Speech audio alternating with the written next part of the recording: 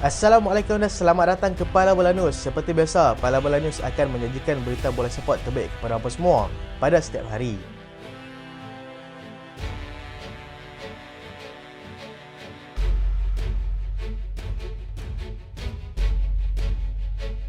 Jangan lupa untuk saksikan perlawanan di antara pasukan Manchester City dan juga pasukan Sevilla dalam merebut trofi UEFA Super Cup yang akan berlangsung jam 3 pagi esok.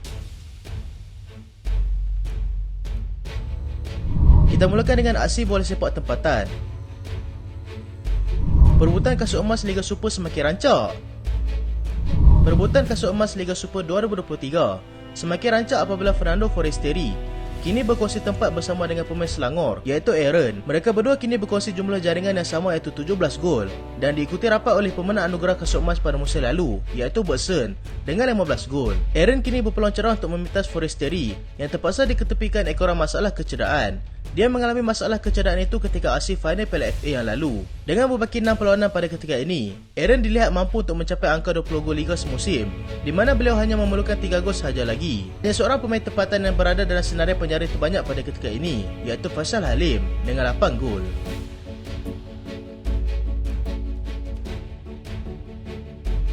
Kelantan pecahkan rekod Liga Super. Kelantan kini menjadi pasukan paling banyak bolos dalam Liga Super apabila dibolosi sebanyak 76 gol. Rekod pasukan yang paling banyak dibolosi dalam format 14 pasukan sebelum ini dipegang oleh pasukan PDRM pada tahun 2010. Lebih buruk apabila Kelantan masih lagi berbaki sebanyak 6 perlawanan. Dalam jumlah semua pertandingan, jumlah bolos pasukan Kelantan meningkat sehingga 85 gol. Kekalahan terburuk mereka setakat ini adalah 8-0 ketika menentang pasukan Terengganu, menyumbang kepada jumlah bolos mereka semakin meningkat pada ketika ini. Mereka terpaksa berdepan dengan pasukan JRT pada aksi saingan Piala Malaysia nanti dan akan bertemu dengan Selangor, Sabah, Kedah, Perak, PDRM dan juga Kelantan United untuk baki 6 aksi perlawanan Liga Super.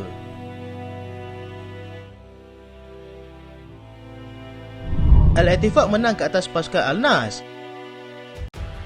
Keputusan pengendali pasukan Al-Nas untuk merehatkan Cristiano Ronaldo daripada perlawanan tersebut nyata memakan diri apabila mereka tumpah 1-2 kepada pasukan yang dikendalikan oleh Steven Gerrard itu. Sadio Mane terlebih dahulu meletakkan Al-Nas di hadapan seawal minit ke-4 permainan. Babak kedua, Al-Ettifaq lebih garang apabila mereka berjaya memperoleh 2 gol hasil jaringan daripada Robin Quaison dan juga kemudian oleh Moussa Dembele pada minit ke-53. Al-Nas cuba bangkit, tetapi keputusan itu kekal sehingga tamat perlawanan.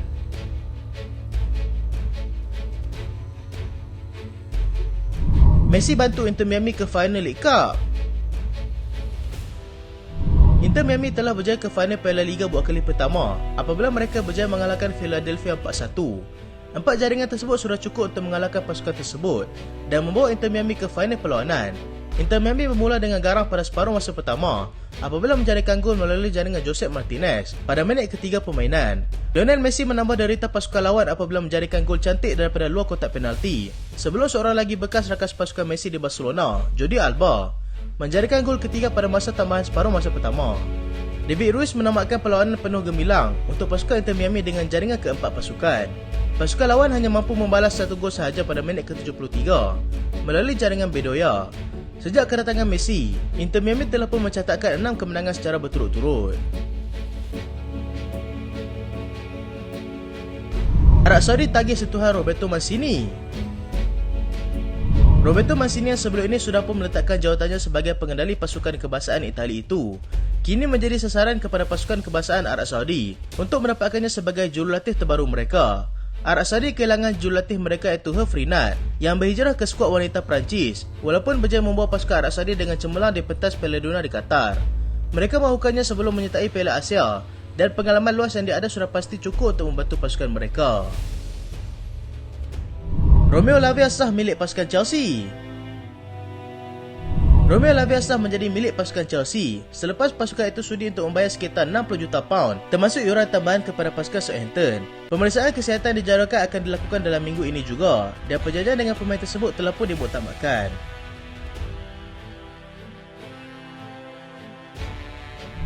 Jeremy Doku semakin hampir untuk sertai pasukan Manchester City. Jeremy Doku yang dilihat Manchester City sebagai pengganti kepada Riyad Mahrez dijangka akan diselesaikan dalam beberapa hari saja lagi. Mereka melihat potensi yang dia ada dan juga corak permainan sesuai untuk berada di bawah kendalian Pep Guardiola.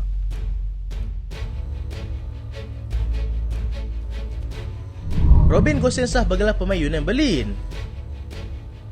Pemain antarabangsa pasukan Jerman, Robin Gosens, sah bergelar pemain Union Berlin secara tetap selepas kedua belah pihak sudah pun bersetuju dengan syarat-syarat yang telah pun ditetapkan. Dia semakin jarang dapat peluang beraksi ketika bersama dengan pasukan Inter, memilih untuk kembali ke kancah Bundesliga sebagai langkah untuknya kembali mendapatkan tahap sebenar permainannya untuk membolehkan dia kembali beraksi bersama skuad Jerman dalam aksi Euro 2024 nanti. Aston Villa cipta kejutan lagi. Aston Villa sekali lagi mencipta kejutan. Dengan kali ini mereka berjaya mendapatkan Nicolo Zaniolo daripada pasukan Galatasaray. Pemain tersebut dijangka akan menjalani pemeriksaan kesihatan pada hari ini dan akan didedahkan secara rasmi sebagai pemain Aston Villa tidak lama lagi. Unai Emery sendiri yang berbincang dengan pemain tersebut untuk menjelaskan projek mereka di sana.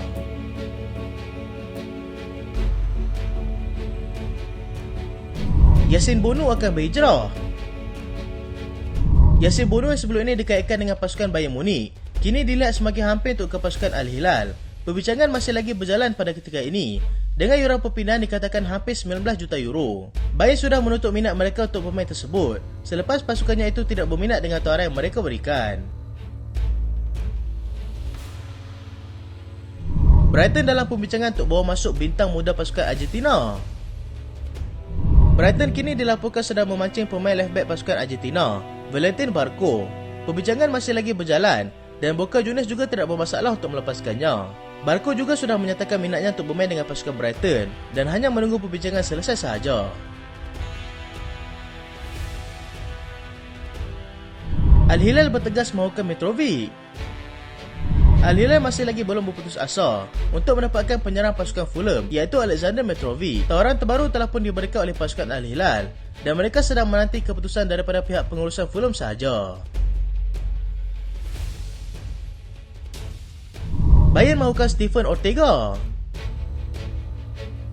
Bayern dikatakan berminat untuk mendapatkan penjaga gol pasukan Manchester City, Steven Ortega. Pep Guardiola bagaimanapun menjelaskan yang penjaga gol mereka itu bukanlah diletakkan dalam senarai untuk dijual pada ketika ini. Perkara ini disahkan sendiri oleh pasukan Bayern yang sudah pun terlepas beberapa sasaran sebelum ini, dijangka akan cuba memberikan tawaran baru. Chelsea aktifkan klausul perpindahan Michael Olise. Chelsea sekali lagi akan mendapatkan bintang terbaru dengan kini. Mereka dilaporkan sudah mengaktifkan klausul perpindahan Michael Olise daripada Crystal Palace dengan nilai 35 juta pound. Perbincangan sudah pun memasuki fasa terakhir dengan Olise sudah pun bersetuju untuk menyertai mereka. Napoli naikkan tawaran untuk Gabriel Vega. Napoli diberitakan sudah menaikkan tawaran yang diberikan mereka sebelum ini untuk mendapatkan pemain Celta Vigo iaitu Gabriel Vega. Celta Vigo mahu menyelesaikan segala perkara ini dengan mereka berharap untuk memutamatkannya sebelum perlawanan seterusnya.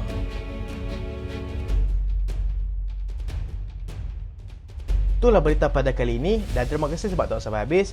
Jangan lupa like, jangan lupa share, jangan lupa subscribe. Aku Solian. Assalamualaikum.